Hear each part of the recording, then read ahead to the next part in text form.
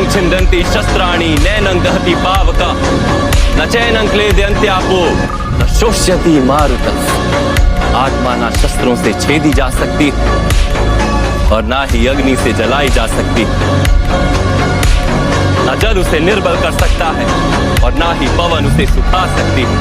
आत्मा शरीर में रहते हुए भी अमर।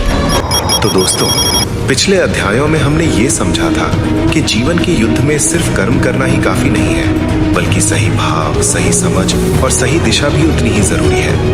आज भगवत गीता के इस अध्याय में श्री कृष्ण कर्म योग और कर्म संन्यास दोनों का तुलनात्मक विवेचन करते हुए हमें एक बहुत गहरी बात सिखाते हैं। पार्थ, जब हम समर्पण की भावना से कर्म करते हैं तो केवल बाहरी काम ही नहीं होता, हमारा मन भी शुद्ध होता है। और जब मन शुद्ध होता है तो साधना जीवन के उत्थान का सबसे बड़ा साधन बन जाती है। श्री कृष्ण स्पष्ट कहते हैं, अनियंत्रित मन हमारा शत्रु है और नियंत्रित मन हमारा सबसे प्रिय मित्र। इसीलिए योगी ध्यान के द्वारा अपने मन को वश में करने का प्रयास करते हैं। लेकिन पार्थ, ये मार्ग कठोर तब का नहीं है। श्री कृष्ण अर्जुन को सावधान करते हैं, जो व्यक्ति खान पान में असंतुलित है, काम और विश्राम में अति करता है या निद्रा में असंयम रखता है, वो योग में सफल नहीं हो सकता। योग का मार्ग संतुलन का मार्ग है। फिर श्री कृष्ण ध्यान की साधना का अद्भुत उदाहरण देते हैं।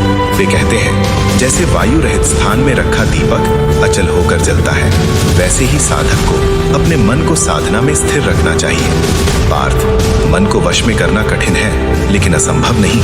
अभ्यास और वैराग्य इसी के दो उपाय हैं। जब भी मन भटके, उसे डांटना नहीं है, बल्कि वहां से वापस लाकर निरंतर भगवान में लगाना है। और जब मन शुद्ध हो जाता है तो वही मन दिव्य बन जाता है। आनंद की इस अवस्था को ही समाधि कहा गया है। इसके बाद अर्जुन एक अत्यंत मानवीय प्रश्न पूछता है। वो जानना चाहता है, हे कृष्ण, जो साधक इस मार्ग पर चलता है लेकिन अस्थिर मन के कारण लक्ष्य तक नहीं पहुंच पाता, उसकी गति क्या होती है? श्री कृष्ण उसे आश्वस्त करते हैं, पार्थ, जो भगवत प्राप्ति के लिए प्रयास करता है उसका कभी पतन नहीं होता।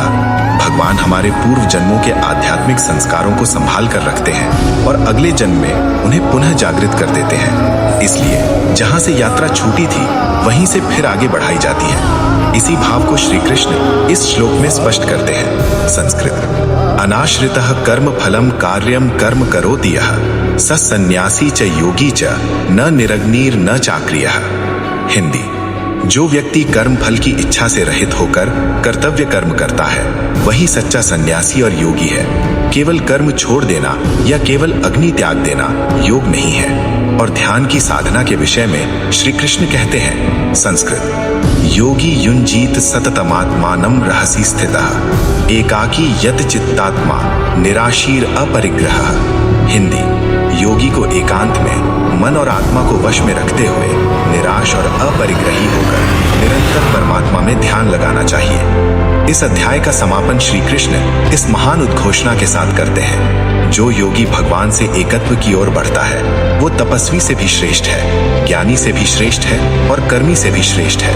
और उन सभी योगियों में जो भक्ति में तल्लीन रहता है वही सर्वश्रेष्ठ योगी है। तो दोस्तों, आज के इस भाग में हमने कर्म, ध्यान और भक्ति तीनों के गहरे संबंध को समझा। लेकिन पार्थ, असली गहराई तो श्लोकों में छुपी है। अगले वीडियो में हम भगवत गीता के इन्हीं श्लोकों को एक एक करके समझेंगे, उनका सरल अर्थ जानेंगे और ये भी देखेंगे कि वो हमारे रोजमर्रा के जीवन में कैसे उतारे जा सकते हैं। वो वीडियो बहुत जल्द आने वाला है, इसलिए तैयार रहिए।